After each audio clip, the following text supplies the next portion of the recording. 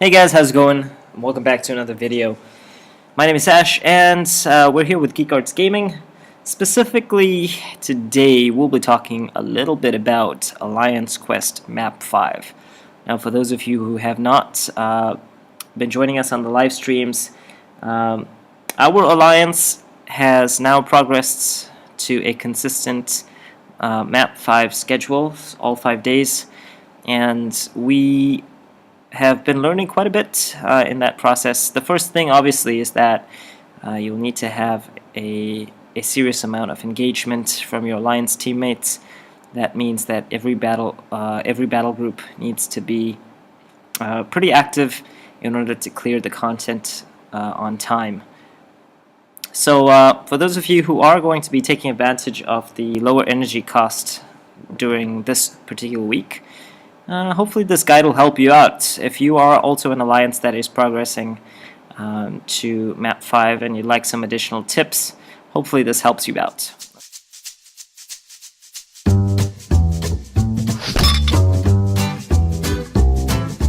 Okay, so this particular map, I found it on Reddit. Huge shout out here to the D4400 Alliance for the creation of this particular map.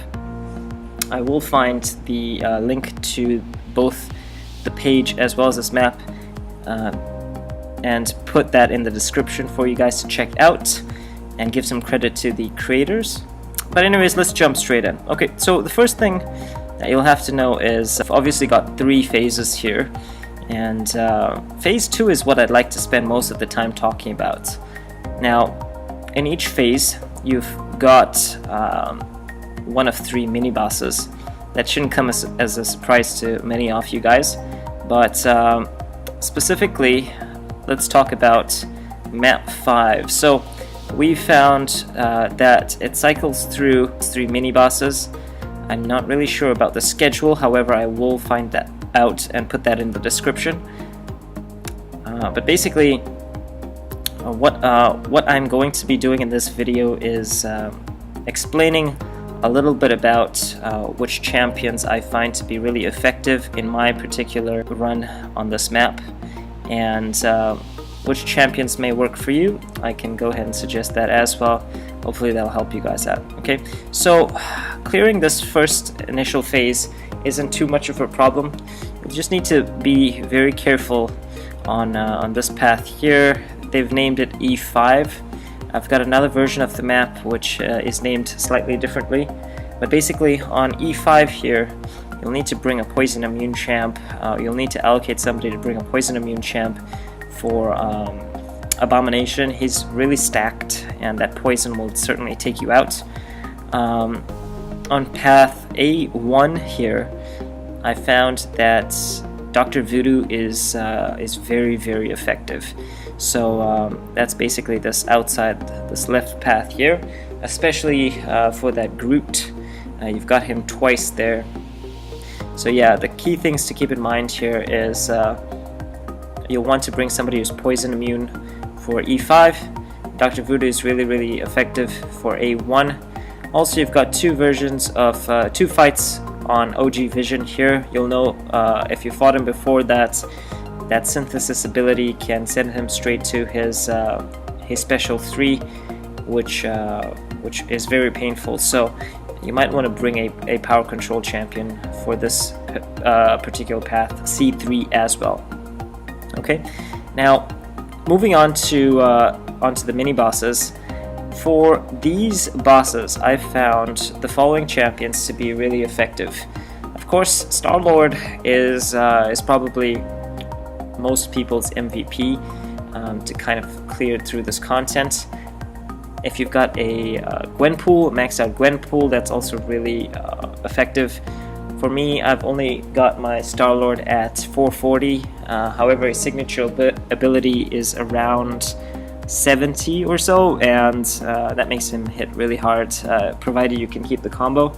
The only problem I do face with Star-Lord is when I'm fighting Rhino here, who's got that charge, and unfortunately it's not possible in my experience to intercept that charge. So you might have to just try and evade that out and not get hit, so as to keep your combo going. If Star-Lord is not an option for you, Gwenpool is another option. You'll just need to keep in mind that you do have a class disadvantage if you're fighting Cable, and you might encounter the occasional stun proc if you're fighting Mordo, which would send you into degeneration mode, and that's not very good. Another option, of course, is Archangel. He's very effective with that neurotoxin, and if you've got 3 stacks or more, you'll cancel out Mordo's astral evade, as well as deal a ton of damage. So hopefully that helps you out. On to phase 2. Here, this is something that you need to plan very carefully, and you need to allocate members who have a specific roster. So let's talk about the sides first. I1, path I1, you will need to bring a bleed immune champion or several bleed immune champions if you do happen to have them. I tend to use Ultron on this particular path, so I'm usually on the outside path myself. So I tend to use Ultron here, and he's really good for that. However, you cannot have access to his regen, unfortunately, until you get to Psylocke here. So keep that in mind. You'll need to play relatively well. On the path next to it, which is J2 here, you've got both power gain. Now, both these Symbiotes, they're not too much of a problem, but you will need to be careful here with Iron Man and not setting him into his special 3 attack. If you've got a power control champion, you might as well bring that along, or allocate the same person who took C3 to take this power gain node here. Again, this is also a heal block node, so if you've got Suicide Masteries running, willpower will not be kicking in to help you out there. On this side, you've got let's talk about the right hand side, P8 first. You've got the poison and heal block path, and again you'll need to bring a poison immune champion. There are a few options that I would recommend. If you've got a duped Hulk, he's a really good option for this mystic path, and he'll just blitz straight through these guys. However, there are a few other options. Just ensure that you're not running Suicide Masteries, or you've got a double immunity champion, and then you can run the Suicide Masteries no problem. On this side, you've got a few nodes here that have immunity on them, and so this means that you might not be able to stun these opponents, as well as you might not be able to put debuffs on them. I could be wrong, so correct me in the comment section if you do have an alternative suggestion or correction there. Alright, again, this particular path, K3, I think Voodoo is a really good option for this path. On L4, I think if you've got a champion that is actually, if you've got an Archangel, you might be able to get through this really easily, especially when you're fighting Magik. That might be the only problem with that limbo damage. Again, Archangel's neurotoxin just takes care of that without any problems. Again, same story when you get to the mini bosses. Pick the appropriate champion to fight. Star-Lord's a great option. Be careful about Rhino's charge. You want to try to evade that instead of pairing it, since he tends to also proc that unblockable charge from time to time. Moving on, this particular phase can be quite long, which is phase 3.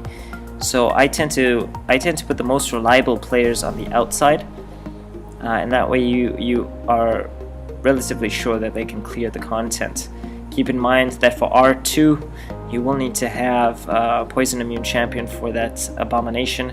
Voodoo's a great option for W7 again, and then you've got some basic nodes here, which shouldn't be too much of a problem.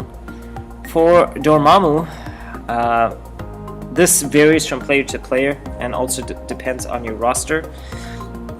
You might find that Star-Lord is a great option for you. If you can keep that combo going, you should be able to kill him within the timer. I might do a demo video to show you guys how I fight Dormammu. So Starl is a great option there. Iceman is also one of my MVPs for Dormammu.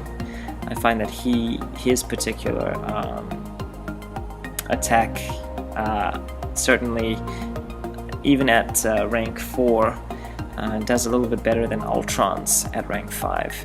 Gwenpool doesn't really work for me, even though she's got really high attack, and that's because Dormammu is bleed immune. But if he were bleedable, then I think Gwenpool would certainly be a great option. However, if you've got any champions, like some people would go in with Hulk, others might go in with Captain America World War II, I'd love to hear your feedback and comments. I do happen to have a Captain America World War II at rank 5, 4-star rank 5. However, I have to admit I'm not very good at playing with him, so I tend not to use him. Anyways, I'm going to jump into Photoshop now and show you how I do path allocations. I am the officer for my battle group, so I'll be allocating paths specifically for that. So hopefully this helps you out if you are an officer or want to allocate paths as well. Alright, you may want to ensure that you've got enough data on your players specifically, so that you can adequately allocate the paths for your battle group. By the way, this is version CS6 of Photoshop. I am working on a Mac, so you might notice things a little bit different. Yeah, so 8 paths in total. Alright, so let's go ahead and use both maps and do some allocations here. I'm using the crop tool. I'm just going to extend that down so we've got some space for the names. Alright. I will be using a new layer here. Let's go ahead and put that layer down there. Make that white. Switch to my text tool. Just gonna make the font size a little bit bigger so people can see. Let's call that path 1. Path 2. Path 3.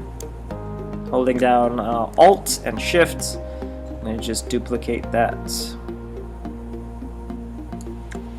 4, 5, 6,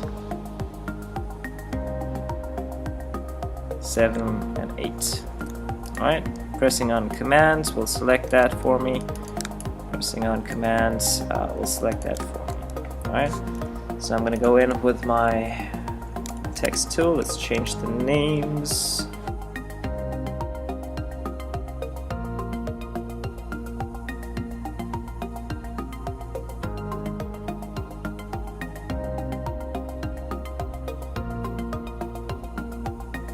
Alright, so here we go. I've just put in the path allocations for my my battle group there. So I am going to save that now and send that to them. However, I might actually just create a little bit of a... No, we don't want arrowheads.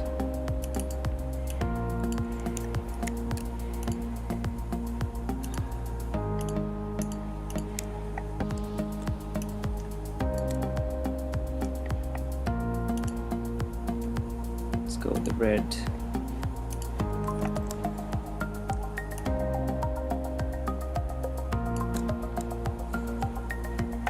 Okay, so after you've successfully done that, you might want to just copy these layers over to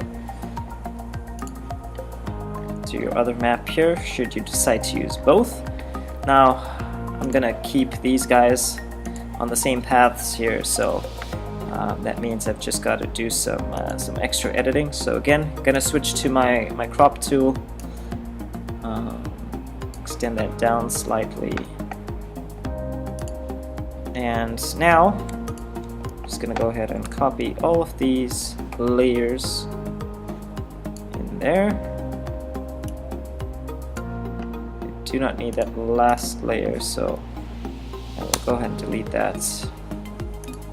Just make the rest of those quite big.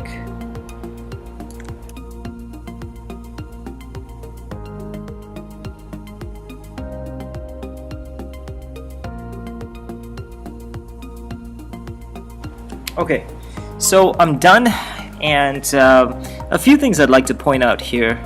Now, path allocation I think is really important in terms of being really efficient with your time, as well as being really efficient with your energy and that sort of thing.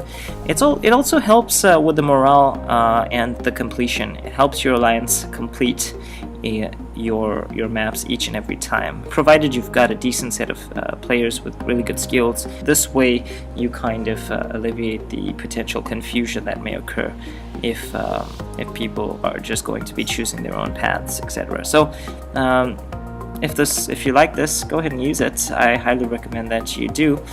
And I hope that works for you. So anyways, yeah, I will put these in the description if you'd like to download them and use them. Let me know what you think. If you'd like to see any more maps, if you'd like some more templates for other maps, make sure you write that in the comment section below. If you liked this video, please consider giving it a thumbs up, and if it is your first time, if you would consider subscribing. Yeah, so thanks so much, guys. Best of luck to you if you are running this map. See you next time. Bye bye.